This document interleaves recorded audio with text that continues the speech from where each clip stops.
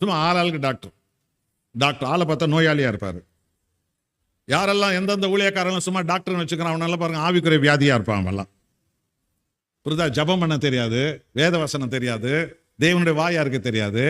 புரியுதா? இந்த ஜனங்கள்லாம் நோயாளியா இருப்பாங்க சபையில். ஏன்னா ஆளே நோயாளி. புரியுதா? எல்லாரும் நோயாளியா இருப்பாங்க. எல்லாம் வாடி போன இலைங்களா இருப்பாங்க. அவர் வெறும் டாக்டர் என்ற பேரை வச்சு சுத்தின்னு இருப்பார். தேவனுக்கு யார் தேவை? டாக்டர் தேவையா, பிஷப் தேவையா, பரிசுத்தவான் தேவையா? சத்தமா சொல்லுங்க. பரிசுத்தவான் தான் தேவை. உலகத்தை அசைத்த அப்போஸ்தலர்கள் தங்களை மூப்பர் என்று சொன்னார்களையா? உலகத்தை அசைத்தவர்கள், ராஜாக்களை அசைத்தவர்கள், தேசங்களை அசைத்தவர்கள், அவர்கள் ஒரு பட்டத்தையும் பெற்றுக்கொள்ளவில்லை, பரிசுத்தவான்கள் என்ற பட்டத்தை தவிர. பரிசுத்தவான்கள் அவர்கள். அவர்களை கொண்டு தான் கர்த்தர் இன்றைக்கு ஊரை அசைப்பார், உலகத்தை அசைப்பார், பட்டணத்தை அசைப்பார், சபைகளை அசைப்பார்.